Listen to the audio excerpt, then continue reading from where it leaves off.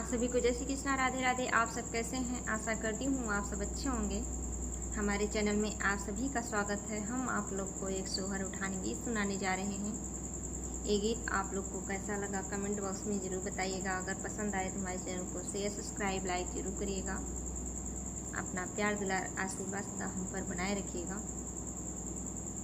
काले काले कागा बोले, काले काले कागा बोले, अंगना हमार हो कि ललना हमरे घर में अइले।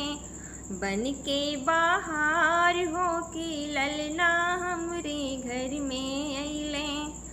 बन के बाहर हो कि ललना हमरे घर में अइले। कागा की आवाज सोनी ललना की दादी अइली।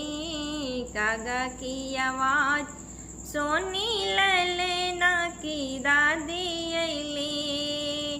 देवता मनावे लागी, देवता मनावे लागी, अंगना हमार हो कि ललना हमरा घर में अइले।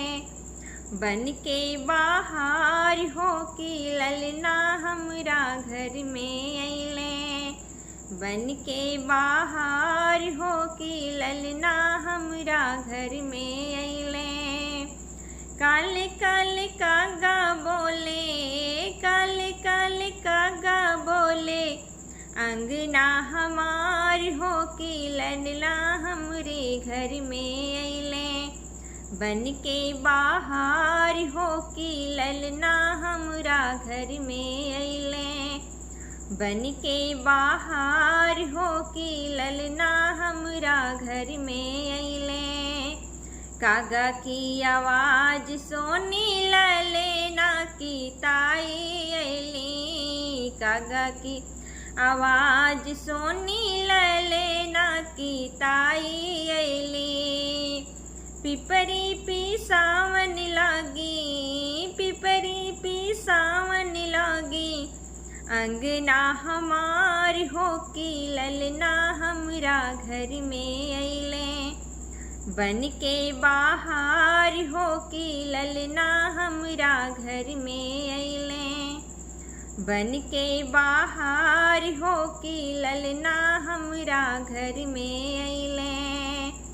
काले काले कागा बोले, काले काले कागा बोले, अंगना हमार हो कि ललना हमरा घर में अइले।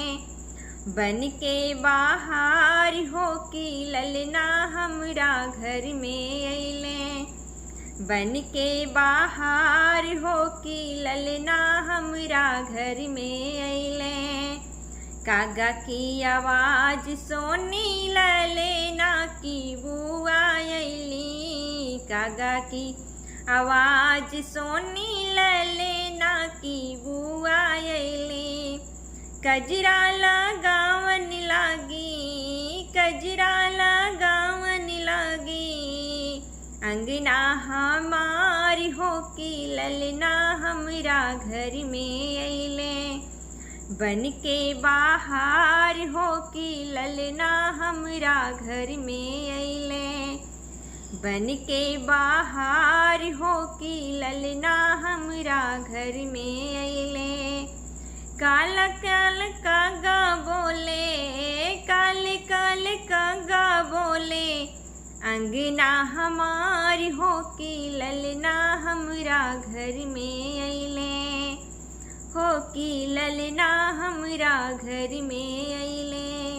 बन के बाहर हो कि ललना हमरा घर में अइले। बन के बाहर हो कि ललना हमरा घर में अइले। ये गीत आप लोग को कैसा लगा कमेंट बॉक्स में ज़रूर बताइएगा। फिर मिलेंगे अगले वीडियो में, तब तक के लिए बाय।